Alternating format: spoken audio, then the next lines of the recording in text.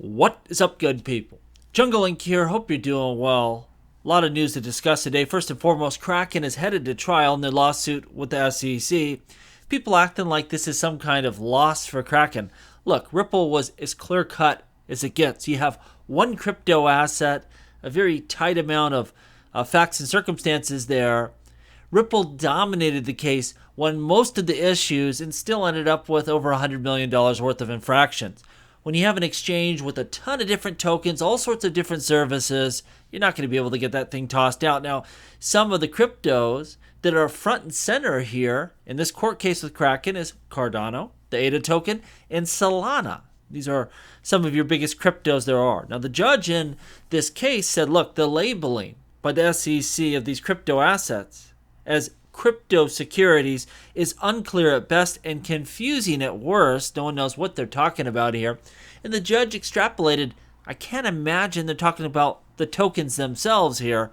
We'll have to see how this trial unfolds. Again, I'm sure these exchanges broke some obscure law and they'll probably have to pay some fines and penalties. But it should mirror to some extent that Ripple verdict there, that coins traded on the secondary market, those are not securities. And, these are long and costly processes, unfortunately. And the real criminal here is Congress. They got to get going. We need clear laws. It's long overdue. Max Kaiser, one thing about the guy, he doesn't discriminate. He says Ethereum, Cardano, Solana, XRP, you name it, they're all going to zero here. He's just about Bitcoin, which is fine. You could like what you like, and Bitcoin ain't a bad one to like, but he's myopic in his views. Of course, we need different networks to do different tasks. You can't tell me lightning fast payments or DeFi or, all these other use cases are not important. Of course, there will be other winners other than just Bitcoin. I see that kind of stuff. I laugh a little bit and move on with my day. Not a big deal. Telegram CEO. You've probably heard about this already. He was arrested in France and he's facing 12 different charges. Very serious. And so this comes up with this problem here that could extrapolate to crypto.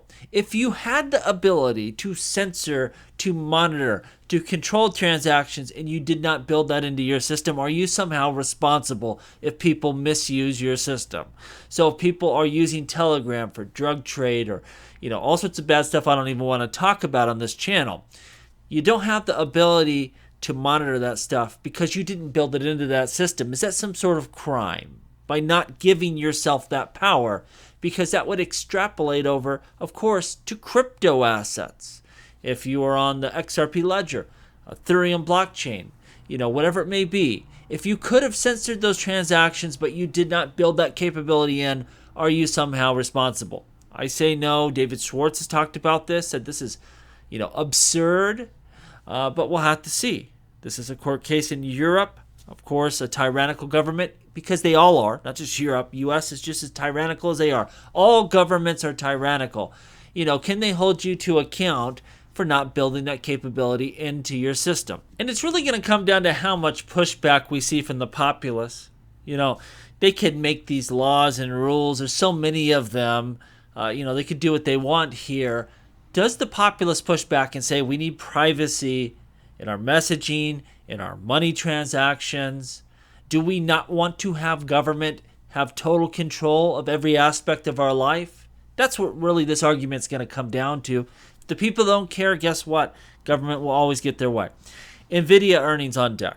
This is important for the AI sector. Nvidia anticipated Q3 earnings are driving a surge in AI-related crypto tokens. Projects like Fetch AI, Tau, are seeing significant price gains as investors expect Nvidia performance to be positive. Of course, their earnings are going to be great. They can't make the cards fast enough. They are at capacity.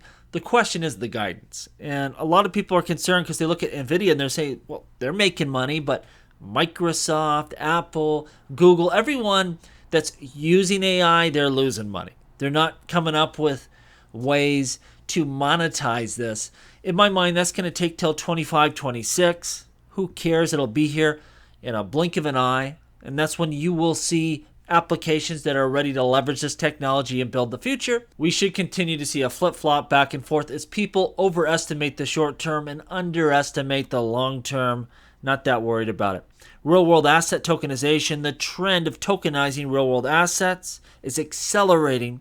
Ethereum, Chainlink, XRP at the forefront. This is going to be a big driver of token value in 2025. We talk about AI, we talk about DeFi and gaming and all these different sectors of crypto. RWAs are as big as it gets. Make sure you have exposure to that area of cryptocurrencies and those chains that will facilitate that upcoming revolution.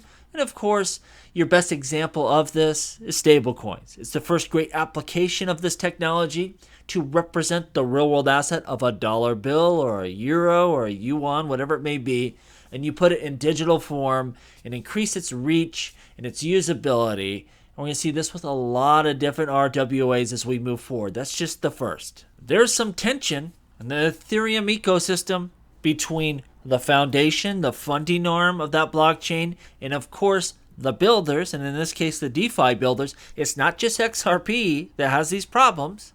And what's going on?